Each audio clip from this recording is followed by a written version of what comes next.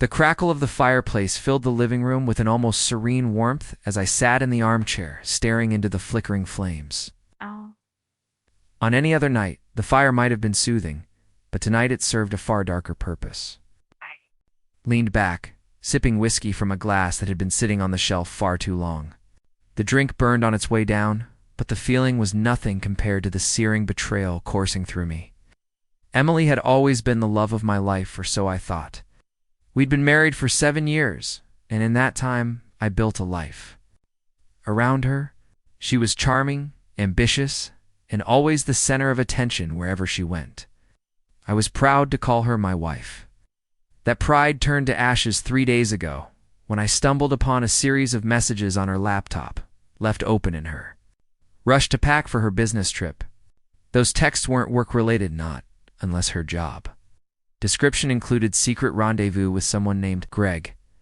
My heart sank as I read the explicit details of their plans, the hotel booking, and worse, her casual dismissal of me as nothing more than a boring safety net. It was as if my world had been yanked out from under me. I wanted to confront her right then and there, but something stopped me. Perhaps it was shock, or maybe it was the realization that an impulsive confrontation would only lead to more lies. Instead, I decided to wait to let the storm inside me brew until I could channel it into something decisive. Emily returned tonight, suitcase in hand, a glowing smile on her face as if nothing had happened. "Hey, babe, I missed you," she called out, kicking off her heels at the door. Her tone was sugary sweet, almost convincing enough to make me doubt what I knew.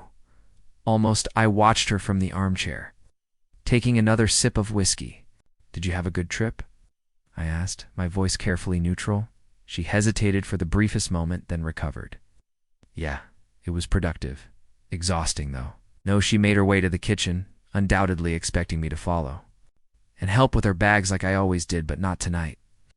When she noticed I hadn't moved, she glanced back. "You okay?" "Perfectly fine," I replied, letting my words hang in the air. My calmness seemed to unnerve her slightly, but she shrugged it off and busied herself unpacking. I waited until she had settled in, chatting away about her busy meetings and hectic schedule. Her lies flowed effortlessly, each one like a dagger twisting in my gut. Finally, she asked, "What's burning in the fireplace? Smells different." I leaned forward in the armchair, resting my elbows on my knees. "Why don't you take a look?" Her brow furrowed as she crossed the room to the hearth. The moment she saw it, her face drained of color. "What the hell is this?" she whispered, her voice trembling. The flames devoured the remnants of our wedding album, the photos curling and blackening as the fire consumed them. The box of keepsakes, our love letters, anniversary cards, and even the dried flowers from our wedding day lay next in line to feed the hungry blaze. "It seemed fitting," I said, my voice cold and steady. "These things don't mean much anymore, do they?" She turned to me, her eyes wide with a mix of panic and anger. "What are you doing? Have you lost your mind?" "Am I?" Stood, setting my glass down on the coffee table with deliberate precision. "No, Emily. For the first time in days, I'm thinking very clearly." She took a step back, the firelight casting eerie shadows on her face. "I don't understand." I pulled my phone from my pocket and opened the photos I'd taken of her laptop screen, holding it up for her to see. Her colorless face told me she recognized them immediately. "Care to explain who Greg is?" Her mouth opened and closed like a fish out of water. It's not what it looks like," she stammered. "Really?" said, raising an eyebrow. "'Cause it looks like you've been screwing him behind my back for God knows how long." "It was a mistake," she blurted out. "I was lonely, and you've been so distant lately." A laughed, a bitter sound that felt foreign even to me. "Distant? I've been working my ass off to build a life for us. It's to give you everything you wanted. But I guess that wasn't enough for you, was it?" Her eyes filled with tears. "But I felt no sympathy. Not anymore. Please, we can fix this." "It didn't mean anything." "Didn't mean anything?" I repeated, my voice rising. "You planned an entire trip around him. You called me boring. You lied to my face every damn day. So don't stand there and insult my intelligence by saying it didn't mean anything. She broke down, sobbing into her hands, but I refused to let her tears sway me. I thought about confronting you when I first found out, I said, pacing the room. But then I realized you don't deserve that courtesy. You deserve to feel what it's like to have your world ripped apart.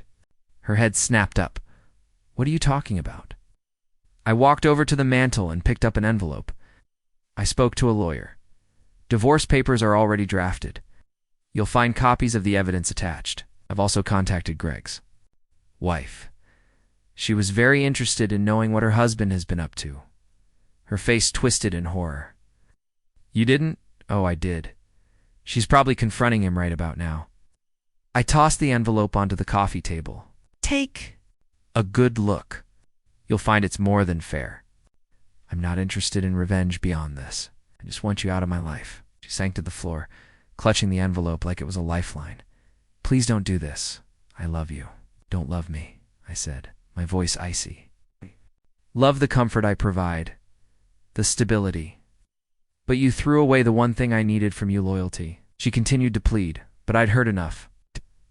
I grabbed my coat and keys. You have until the end of the week to move out, I said, heading for the door.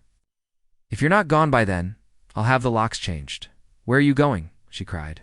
Paused my hand on the doorknob. Anywhere but here. And with that, I stepped out into the cool night air, feeling the weight of betrayal begin to lift with every step I took away from her. In the weeks that followed, I filed for divorce and started the process of rebuilding my life.